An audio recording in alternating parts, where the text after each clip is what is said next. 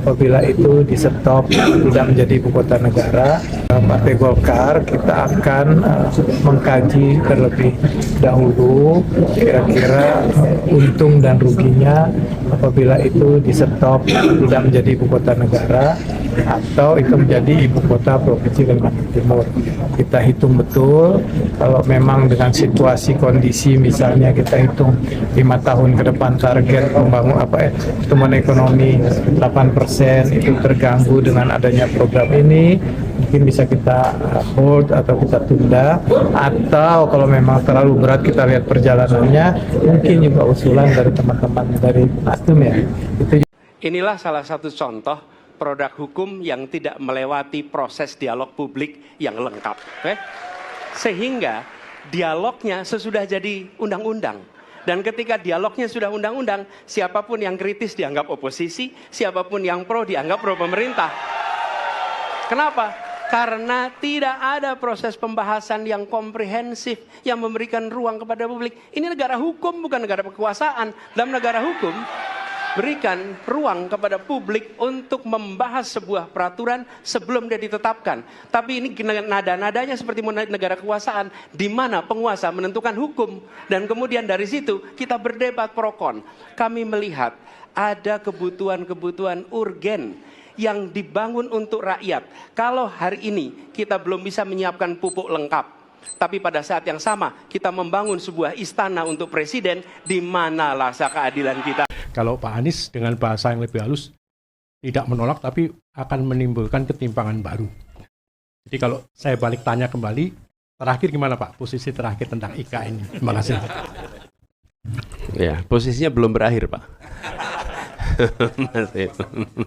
masih berproses. Tapi ini soal IKN. Jadi kami melihat ini bukan semata-mata soal IKN-nya, tapi kita memiliki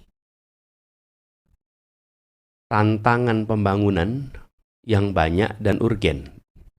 Lalu kita memiliki sumber daya fiskal yang terbatas. Pertanyaannya, sumber daya fiskal yang terbatas ini mau dimanfaatkan untuk apa? Untuk membangun satu tempat atau untuk membangun hal-hal urgen lainnya nih? Bagaimana Pak, guru-guru honorer kalau mendengar ada alokasi sekian triliun, sementara dia kepengen diangkat dan alasannya karena anggarannya belum ada. Terus gimana kita menjelaskan kepada guru-guru honorer ini? Lalu kita bilang kami ingin kualitas manusia yang lebih baik. Loh, kalau kita ingin kualitas manusia yang lebih baik, ya gurunya dibenerin. Gimana guru bisa konsentrasi ngajar ketika gajinya hanya cukup untuk 10 hari? Ketika gajian cukup untuk 15 hari. Jadi ini bukan soal menolak IKN, tidak setuju IKN. Ini kita sedang punya anggaran yang terbatas. Anggaran terbatas ini mau diapakan? Menurut hemat kami, ada persoalan-persoalan urgen yang harus diselesaikan. Jadi undang-undang IKN itu sudah diterbitkan, sudah mau dilaksanakan. Nah sekarang kita punya fiskal terbatas. Mana dulu nih yang mau dikerjain? Ada skala prioritas. Ada unsur prioritas secara urusan dan prioritas secara waktu. Kita menyebutnya dengan istilah important and urgent. Nah, important and urgent harus diselesaikan. Tapi kalau important not urgent, ini bisa dikerjakan nanti. Kira-kira gitu Pak Tejo. Bagaimana Mas Anies memandang perencanaan dan pembangunan IKN Ibu Kota Negara Nusantara? Terima kasih Pak.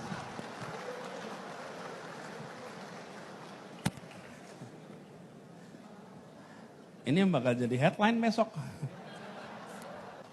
Sesuatu yang punya dasar kuat dan baik dirasakan masyarakat, dengan sendirinya akan menggelinding. Dengan sendirinya akan menggelinding. Tapi kalau dia tidak memiliki dasar yang kuat, ya, kemudian tidak jelas yang mendapat manfaat siapa, maka wali kota itu harus kerja keras, pakai otot politik untuk membuat program yang diinginkan jalan. Betul tidak, Mas Ilham? Jadi, saya melihat bila ini adalah rencana yang baik, ya pasti jalan terus. Pasti jalan terus. Tapi bila ini ada masalah, Saya juga kadang-kadang heran, kenapa sering ditanyakan ya? Apa ada masalah ya sebetulnya gitu? Loh iya kan? Kok saya tidak ditanyain bagaimana dengan pangan murah, betul nggak? Bagaimana dengan subsidi BBM? Loh itu kok nggak pernah ditanyakan gitu? Tapi kok IKN selalu ditanyakan ya gitu? Apa sebenarnya dalam alam bawah sadar kita ada pertanyaan ya sesungguhnya gitu? Cukup sampai di situ jawaban saya. Ada kesadaran baru. Kita perlu mengembalikan kewarasan dalam bernegara. Kita sering menemukan pertanyaan tentang kenapa harus ada perubahan. Saya rasa ketika kita bicara perubahan yang menyangkut rumah tangga, yang menyangkut kondisi perekonomian, bagi sebagian yang sudah merasakan nikmatnya pembangunan, perubahan itu seperti sesuatu yang tidak diinginkan. Karena perubahan itu seakan-akan hanya menjadi agenda yang belum dapat, agenda yang termarginalkan. Tapi beberapa minggu ini kita menyaksikan kondisi kenegaraan yang mengalami keunikan-keunikan baru. Dan keunikan-keunikan baru itu membuat mereka yang sudah merasakan manfaat pembangunan mulai berpikir, ya betul, memang kita perlu perubahan di negeri ini. Jadi ketika kita berbicara lapangan pekerjaan yang lebih merata, maka mereka yang menganggur merasa, oh iya kami ingin lapangan pekerjaan lebih merata. Tapi mereka yang sudah kerja, kami pekerjaannya nyaman. Kita bicara tentang kebutuhan pokok yang lebih terjangkau. Mereka yang makmur, yang mampu menjangkau, itu bukan hal yang kami merasa penting. Begitu juga dengan kesehatan, bicara tentang kesehatan, pendidikan. Tapi akhir-akhir ini, mendadak ada kesadaran baru. Kita perlu mengembalikan kewarasan dalam bernegara. Kita perlu mengembalikan perubahan untuk menjaga agar negeri ini tetap menjadi negara hukum, bukan negara kekuasaan. Dalam sebuah negara hukum, kekuasaan diatur oleh hukum. Dalam sebuah negara kekuasaan, kekuasaan itu mengatur hukum.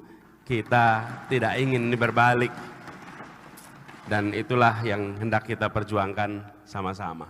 Halo teman-teman, berjumpa bersama saya di Politik Dangi. Teman-teman, menarik ya, kita kembali membahas IKN, Ibu Kota Nusantara ya, yang terletak di Penajam Pasir Utara, Kalimantan Timur. Nah, ini menarik kenapa? Karena elit-elit partai teman-teman akhirnya buka suara tentang IKN ini. Dan ini pasti membuat Jokowi semakin ketar-ketir ya. Kenapa? Polemik IKN ini semakin disorot teman-teman. Karena Jokowi sudah bukan presiden ya. Kemudian partai-partai pendukungnya pada saat beliau menjadi presiden ini semakin berulah ya. Pertama Nasdem, bagaimana Nasdem memberikan sikap, tiba-tiba memberikan sikap mengkaji IKN teman-teman ya, atau pandangan mereka terhadap IKN ini kan ada apa sebenarnya, kok tiba-tiba ada pandangan dari Nasdem soal IKN ya kan. Nah yang menarik lagi dan menghebohkan bagaimana tiba-tiba Golkar ya ini memberi pernyataan yang luar biasa, kaget. Mereka mengkaji secara teliti bagaimana IKN akan menjadi ibu kota atau tidak. Bahkan sarannya IKN itu ya udah kasih ke Kalimantan Timur aja sebagai ibu kota Kalimantan Timur. Wow, ini sih semakin kesana kesini teman-teman ya. Padahal tujuan IKN tadi kan adalah untuk membuat ibu kota baru ya, akan supaya Indonesia sentris dan sebagainya. Ini sih kalau semua elit buka suara ya, ini lucu. Kemarin-kemarin mereka kemana ya kan? Awal-awal kajian IKN mereka tidak bersuara. Kok pada saat IKN sudah jadi, sudah terbentuk fisiknya baru berkoar-koar ya kan? Nah inilah yang disampaikan Anies Baswedan bahwa harusnya ada dialog, harusnya ada perencanaan-perencanaan yang benar-benar matang ya. Jangan ketika sudah tidak berkuasa banyak lagi orang-orang yang bersuara tentang IKN. Ini kan aneh bin ajaib teman-teman. Dan ini mengkhawatirkan kita bahwa nasib IKN ke depan apa? kita tahu lah respect terhadap IKN ya, bagaimanapun itu sudah terbangun ya, sudah ada fisiknya, jangan sampai menjadi hambalang kedua ya.